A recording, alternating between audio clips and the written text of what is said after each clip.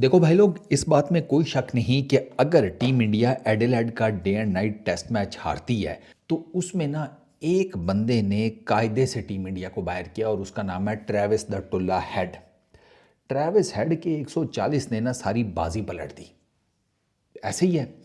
फिर जो send off दिया गया ट्रेविस हेड को सिराज की तरफ से, वो इस टाइम बहुत ज़्यादा डिस्कस हो रहा है। कुछ लोग सिराज को फेवर कर रहे हैं तो कुछ लोग सिराज को फेवर नहीं कर रहे। मतलब 140 के ऊपर सिराज को नया गेंद मिला, उसने बॉल किया yorker length perfect ball. Travis head 140 पर होने के बावजूद उसको नहीं सही खेल सका और बोल्ड हो गया।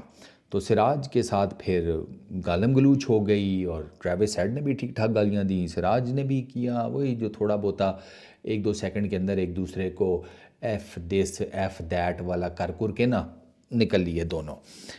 अब ये बात काफ़ी डिस्कस हो रही है कि भाई अब क्या आगे। ट्रेविस हेड का इसके ऊपर रिएक्शन आ गया, वो बताता हूँ, बाकी चीज़ें आपको बताता हूँ। बड़ी मसालेदार किस्म की खबरें हैं।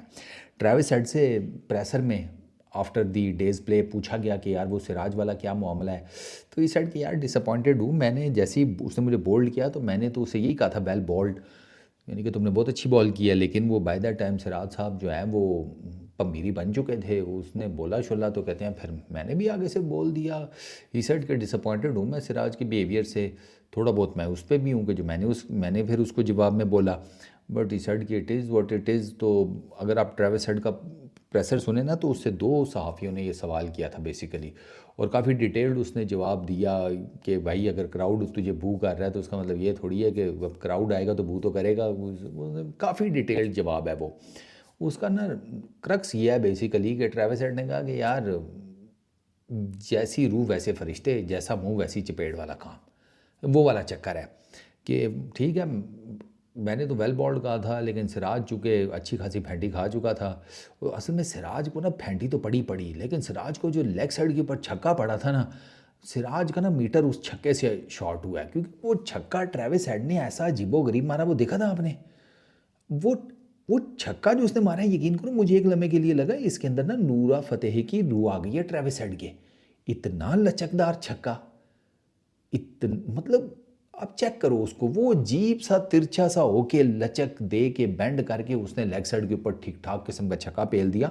तो किसी भी फास्ट बॉलर को वैसा छक्का पड़ा हो ना तो उसका मीटर शॉर्ट हो जाता है। तो वो फिर गालम गलूच पर बात आई। सनी पाजी ने तो टोटली अननेसेसरी कहा है मोहम्मद सिराज के सेंड ऑफ को, उनका ज़रूरत ही नहीं है, 140 पेल कर गया वो तुम्हें, उसने तुम्हें मैच से बाहर कर दिया ऑलमोस्ट। ये सनी पाजी ने बेसिकली बात की है, तो उन्होंने उनके वर्ड्स ये हैं कि वो 140 करके गया, 3-4-5 पे थोड़ी आउट हुएगा, तुम उसे इतना फायरी किस्म का सेंड ऑफ दे रहे हो। 140 मार कर गया उसने, टेक्निकली तुम सबको कूटा है, सबको उसने भाई। वो ट्रेविस हेड जो है ना, वो इंडिया को, मतलब उसकी इंडिया के अगेंस्ट यार बहुत रेविशिंग किस्म के नंबर्स हैं। चलो वो भी सुन ही लो, अब रेविशिंग के नंबर्स आ गया तो फिर चलो। सर ट्रेविस हेड का इंडिया के अगेंस्ट 955 रन हैं 12 टेस्ट मैचेस में, ठीक है, और 21 इनिंग्स में। 3 इनिंग्स में उसने बैटिंग ही नहीं की, ऑलमोस्ट 1000 रन होने वाले हैं। बैटिंग एवरेज है उसकी 47.75 की, ठीक हो गया। 2 सेंचुरीज 4 50s, ये इसकी एडिलेड में तीसरी सेंचुरी है ट्रेविस हेड की, ठीक हो गया। डे एंड नाइट मैचेस में ऑस्ट्रेलिया के लिए ये इसकी तीसरी सेंचुरी है, ठीक हो गया। एडिलेड में भी तीसरी है, डे एंड नाइट मैचेस में भी तीसरी सेंचुरी है। दूसरे नंबर पर आ गया है ऑस्ट्रेलिया के लिए day and night test matches में सबसे ज़्यादा सेंचुरियां करने वाला ऑस्ट्रेलियन बैट्समैन। नंबर 1 के ऊपर मार्नस लेबुश है, उसकी 4 हैं। अच्छा, पहला वेस्ट ऑस्ट्रेलिया का बैट्समैन है, पहला वेस्टर्न ऑस्ट्रेलियन बना है कि जिसने 3 सेंचुरी स्कोर की हैं एडिलेड में, ठीक हो गया। लोकल बॉय, होम बॉय, वो एक अलहदा सीन। अच्छा, उसके साथ जनाब ट्रेविस हेड का इंडिया के अगेंस्ट बेस्ट स्कोर है 163 का। अक्रॉस ऑल फॉर्मेट्स अगर बात की जाए तो ट्रेविस हेड के 29 मैचेस में 1555 रन हैं इंडिया के अगेंस्ट 38 इनिंग्स में। 28 मैचेस 38 इनिंग्स, रन्स कितने 1555, बैटिंग एवरेज 44.42 की, 3 centuries 650s, best 163 across all formats.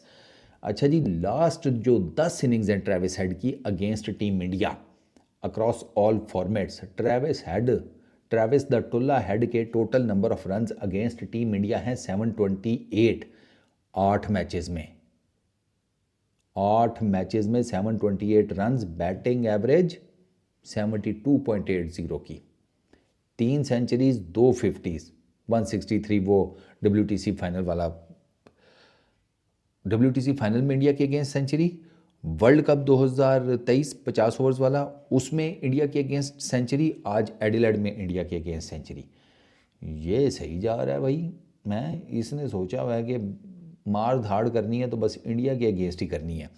तो खैर अब वो ये जो बात हो रही है ट्रेविस हेड के इस सारे मामले की, तो इसमें मैंने आपको बताया कि इसमें सिराज का भी है, इसमें कुछ लोग सिराज की साइड ले रहे हैं सोशल मीडिया के ऊपर, कुछ ट्रेविस हेड की साइड ले रहे हैं। ओवरऑल मैं आपको एक जेनेरिक परसेप्शन बता रहा हूँ। अब मेरे ख्याल में ना सिराज है तो वैसे वो जिसे कहते हैं ना फायरी किस्म का करैक्टर, वो ज़ोर बहुत लगाता है यार। फास्ट बॉलर जब ज़ोर लगा रहा हो ना तो भैया उसका ब्रेन कम ही काम कर रहा होता है। ये मैं आपको बता दूं, ये मैंने पर्सनली भी ऑब्जर्व किया है डिफरेंट टूर्नामेंट्स और आगे पीछे खेल के। फास्ट बॉलर जब ज़ोर लगाने पर आ जाए ना तो वो ज़ोर पे ज़ोर लगाए जा रहा होता है, मसल मेमोरी बनी होती है, तो बॉल तो वो ठीक जगह कर रहा होता है, लेकिन उसका ब्रेन इतना ज़्यादा काम कोई नहीं कर रहा होता। तो सिराज के साथ ये है।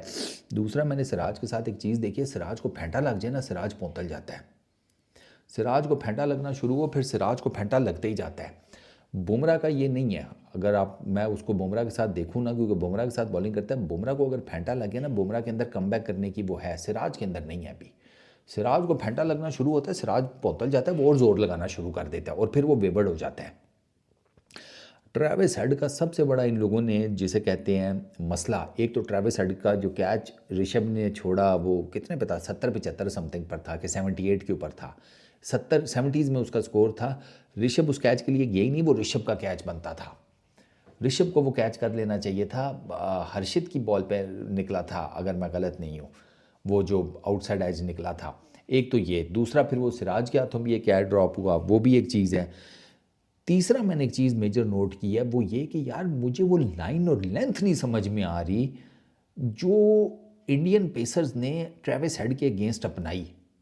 कोई आउटसाइड दी ऑफ स्टंप आप मार रहे हैं, कोई आप उसको लेग साइड के ऊपर दे रहे हैं, कोई आप उसको हाफ वॉलियाँ दे रहे हैं, फुलर लेंथ आउटसाइड दे रहे हैं।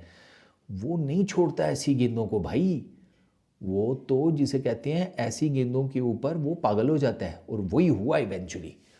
स्पिन तो थी नहीं कि अन्ना कुछ कर सकते, तो अन्ना को तो उसने फिर जो 2 छक्के मारे और वो सारा कुछ, वो तो चलो है, 2-3 छक्के मारे बल्कि, वो तो चलो सारा कुछ है ही, लेकिन फास्ट बॉलर्स से तो मैं बेटर लाइन और लेंथ एक्सपेक्ट कर रहा था ट्रेविस हेड के अगेंस्ट। वो नहीं डिलीवर हुई, वो नहीं डिलीवर हुई भाई। कोई शॉर्ट स्टफ नहीं, कोई बाउंसर नहीं, कोई उसको लेदर नहीं सुंघाया, कोई कुछ नहीं। आप उसको रूम दे रहे हैं, ऑफ साइड के ऊपर भी लेग साइड के ऊपर भी, तो वो क्यों छोड़ेगा।